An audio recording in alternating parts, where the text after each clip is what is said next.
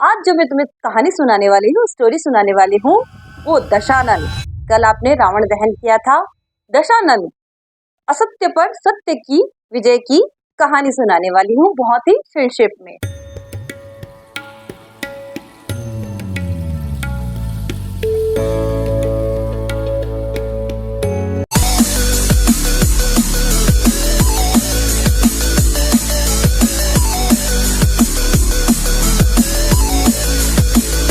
Hello guys, welcome to my class learning legacy. Learning legacy class में आप सभी का स्वागत है। तो बच्चों, कैसे हो आप? आशा करती हूँ आप हमेशा की तरह स्वस्थ, मस्त और व्यस्त होंगे। तो बच्चों, आज जो मैं तुम्हें कहानी सुनाने वाली हूँ, स्टोरी सुनाने वाली हूँ, वो दशानन। कल आपने रावण दहन किया था। दशानन असत्य पर सत्य की विजय की कहानी सुनाने वाली हूँ, बहुत ही संक्षेप में। तो बने रहिए मेरे साथ लर्निंग लेगेसी। तो बच्चों, आज मैं जो आपको कहानी सुनाने वाली हूँ, भगवान राम के द्वारा रावण का अंत, यानी सत्य की जीत और असत्य की हार। जब हम दशानन का पुतला जलाते हैं, रावण का पुतला जलाते हैं, मेघनाद का पुतला जलाते हैं, तो उस समय हम क्या कहते हैं कि असत्य की हार हुई और सत्य की जीत हुई। तो इसकी जो कहानी है वो मैं आपको संक्षेप में छोटी सी कहानी के रूप में आपको बताती हूँ कि क्या होता है। भगवान दशरथ के 4 पुत्र होते हैं, राम, लक्ष्मण, भरत और शत्रुघ्न। क्या होता है, 4 पुत्र होते हैं। 4 पुत्र में भगवान श्री राम, जो कि मर्यादा पुरुषोत्तम है, वो सबसे बड़े हैं। तो जब राजा राम क्या होता है कि राजकुमार बनने जाते हैं, राजा बनने जाते हैं, तो उनकी माता के द्वारा दिए गए वरदान और वचन के लिए उन्हें कहाँ जाना पड़ता है? वनवास जाना पड़ता है। उनको वनवास जाना पड़ता है। तो वनवास के दौरान क्या होता है, वनवास में उनके साथ कौन से होते हैं? वनवास के दौरान उनकी पत्नी सीता होती है, उनका भाई लक्ष्मण, जो कि उनसे बहुत प्रेम करता है, तो भाई लक्ष्मण होता है, सीता माता होती है। और ये जब तीनों वनवास जाते हैं, तो वनवास के दौरान क्या होता है, जब सीता माता इनकी कुटिया में रहती है, तो रावण, जो कि लंकापति रावण है, जो कि बहुत ही प्रकांड पंडित है, महाज्ञानी है, उसकी बहन क्या आती है, वहां पे विचरण करने आती है। वो क्या है, राक्षस कुल की है, तो वो क्या करती है, वो विचरण भी कर सकती है, वो कई रूप धर सकती थी, शूर्पणखा। तो जब शूर्पणखा क्या होता है, शूर्पणखा जब भगवान राम को देखती है, तो भगवान राम के सौंदर्य पर वो मोहित हो जाती है। भगवान राम के सौंदर्य पे जब मोहित होती है, तो वो क्या करती है, भगवान राम के पास प्रस्ताव रखती है विवाह का।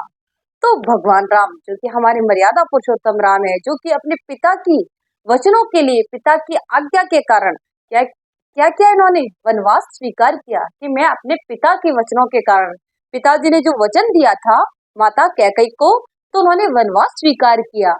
तो भगवान राम, श्री राम मना कर देते हैं शूर्पणखा को, कहते हैं कि मुझे आपसे विवाह नहीं करना, मैं तो एक पत्नीक हूँ और मुझे एक ही पत्नी रखनी है। तो शूर्पणखा को गुस्सा आ जाता है। शूर्पणखा क्या कहती है लक्ष्मण जी को, ये प्रस्ताव भगवान श्री लक्ष्मण के पास ले जाके रखती है, और वो लक्ष्मण जी को कहती है कि आप मेरे से विवाह कीजिए, आपका सौंदर्य भी बहुत सुंदर है और आप भी बहुत ही अच्छे और दिखने में अच्छे, और बहुत ही अच्छा सौंदर्य है आपका, बहुत ही अच्छा पुरुषत्व है आपका, बहुत ही अच्छे क्षत्रिय जैसे दिखते हो, और आप राजकुमार जैसे दिखते हो। आप वनवासी वेश में तो हो, लेकिन आप राजकुमार जैसे दिखते हो, आपके सौंदर्य पे मैं मोहित हो गई हूँ, तो आप मेरा विवाह प्रस्ताव स्वीकार करें। लेकिन लक्ष्मण जी को भी क्रोध आ जाता है। लक्ष्मण जी कहते हैं कि उसके विवाह को प्रस्ताव को ठुकरा देते हैं, और क्या कर देते हैं, शूर्पणखा का नाक काट देते हैं। अब जब शूर्पणखा का नाक कट जाता है, शूर्पणखा क्रोध से भरी हुई कहाँ जाती है, लंकापति रावण दशानन के लंका में जाती है, और कहती है, अब दशानन को ये बात तो नहीं बताती कि वो विवाह प्रस्ताव राजा राम को और लक्ष्मण जी को उसने दिया था, लेकिन वो क्या बताती है, लेकिन वो रावण को बताती है कि हे भैया, हे लंकापति रावण, हे दशानन, आप इतने बड़े विजेता, आप इतने बड़े बलशाली, पराक्रमी, शक्तिशाली राजा, लेकिन आपके पास इतनी सुंदर नारी नहीं है जितनी की एक वनवासी वनवासी मनुष्य के पास मैंने देखी, इतनी सुंदर नारी है उसकी। और आपको क्या करना चाहिए? आप लंका के राजा हो, आपने सब शक्तिशाली, बलशाली और ऐश्वर्य युक्त हो, आपकी पूरी लंका सोने की लंका है, तो आपको क्या करना चाहिए? उस पुरुष की स्त्री को क्या करना चाहिए? जीतना चाहिए। तो लंकापति रावण को शूर्पणखा उकसाती है। तो अब जो लंकापति रावण है, दशानन है, वो क्या था कि बहुत ही धनवान, ऐश्वर्यवान, पूरी लंका जिसकी सोने की, विद्यावान, गुणवान, प्रकांड पंडित, जिसने कि भगवान शिव को प्रसन्न करके क्या किया था? भगवान शिव को प्रसन्न करके शिव तांडव स्तोत्र रचा था। शिव को प्रसन्न करके जिसने लंका हासिल कर ली थी, और जो लंका, पूरी लंका क्या थी? सोने की लंका थी। और उन्होंने दशानन ने क्या किया था? कई राजाओं को क्या करा? परास्त किया था। लेकिन क्या होता है? शूर्पणखा की बातों में आकर वो क्या करते हैं? भगवान राम की पत्नी सीता माता का हरण कर लेते हैं। सीता माता का हरण करके जो क्या करता है? दशानन लेके चला जाता है। अब भगवान राम उसे कई बार क्या करते हैं? ये संदेश भेजते हैं कि वो उनकी पत्नी को वापस कर दे। लेकिन दशानन अपने घमंड में क्या करता है? दशानन अपने घमंड में, अपने क्रोध में, अपने अहंकार में क्या करता है? भगवान राम की पत्नी को क्या बनाना चाहता है? लंका की रानी बनाना चाहता है। और वो क्या सोचता है? मैं भगवान राम को क्या कर दूंगा? 1 मिनट में परास्त करके, और मैं सीता माता को क्या बना दूंगा? लंका की रानी बना दूंगा। लेकिन भगवान राम, जो हमारे मर्यादा पुरुषोत्तम राम हैं, वो क्या करते हैं? दशानन से युद्ध करते हैं। और क्या होता है? जो 10 मुखों वाला रावण है, वो क्या होता है? 10 मुखों वाला रावण यानी उसका अहंकार, उसका क्रोध, उसका मद, उसका मोह, उसका लोभ, सबका अंत करके क्या करते हैं? भगवान लंका पर चढ़ाई करते हैं और वानरों की मदद से क्या करते हैं? रावण को मारते हैं। और क्या होता है? असत्य की तो हार होती है और सत्य की जीत होती है। तो भगवान श्री राम इस तरह से रावण को मारते हैं और रावण का अंत करते हैं। तो असत्य पर सत्य की विजय, यानी रावण मद में था, मोह में था, लोभ में था, अहंकार में था। किसी की पत्नी का हरण करना अच्छी बात थोड़ी है। तो जो भी किसी के साथ क्या करेगा? बुरी बात करेगा, असत्य पे चलेगा, मोह में चलेगा, अहंकार में चलेगा, घमंड में रहेगा, तो भगवान उसका क्या करते हैं? अंत जरूर करते हैं।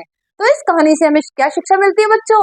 इस कहानी से हमें ये शिक्षा मिलती है, असत्य चाहे कितना भी बड़ा हो, कितना भी पराक्रमी हो, कितना भी उसके पास ऐश्वर्य हो, लेकिन असत्य की एक दिन हार होके रहती है।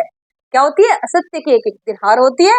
और सत्य भले ही संघर्ष करे, लेकिन सत्य की हमेशा जीत होती है।